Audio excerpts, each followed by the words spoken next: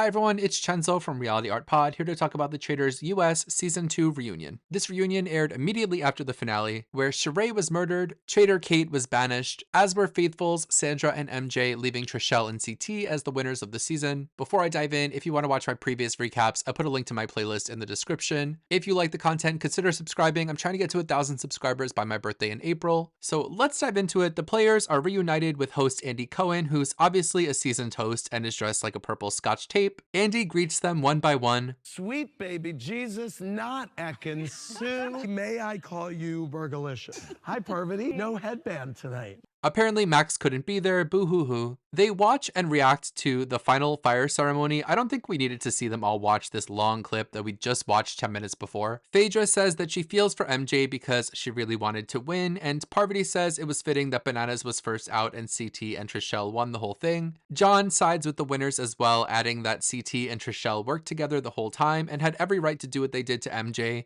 They bring out the final four and MJ is ready to fight. How are you feeling watching that? Bamboozled, grifter, energy. MJ, you played an amazing game. Then you should have finished it the right way. I'm not gonna fight with you, MJ. I'm trying to show you love here. Finally, a topic I care about, Phaedra and CT's relationship. Our car kept breaking down, and I thought he was the mechanic. CT brings up their flirtmance, and honestly, there is still a palpable tension in the air between them. John says there was a potential love connection between Peter and Ekin-su, and Ekin took pictures with Peter's mom recently. They deny it and say they're just friends. They do bird calls. Then they all take their best shot at the Parvati face.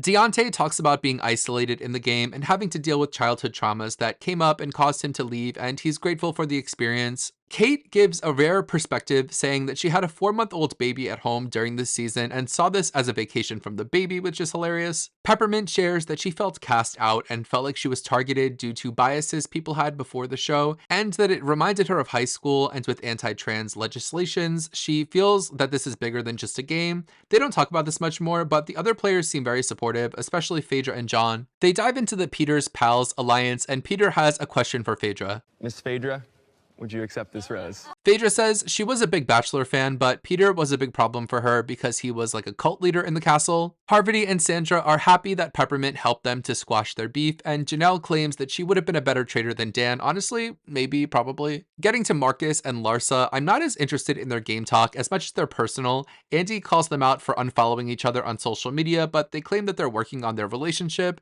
I don't know, once the unfollow happens, it's hard to come back from that, right? Phaedra explains that her strategy in the game was just to keep people around that she liked. And finally, another topic I care about. John, did you bring your inhaler today? I did not. They debate Alan's fashions and decide that their favorite Alan lurk was the funeral lurk, and they get around to discussing the traitors, with many feeling that they knew Dan and Parvati were traitors from the beginning, and Phaedra speaks on Dan's betrayal. He's a low-down son of a bitch, but he was a piece of shit. Dan apologizes and subtly judges Phaedra for taking the game personally, but Phaedra doesn't want to hear it. Piece of shit? Oh my God. Yeah, he's trash.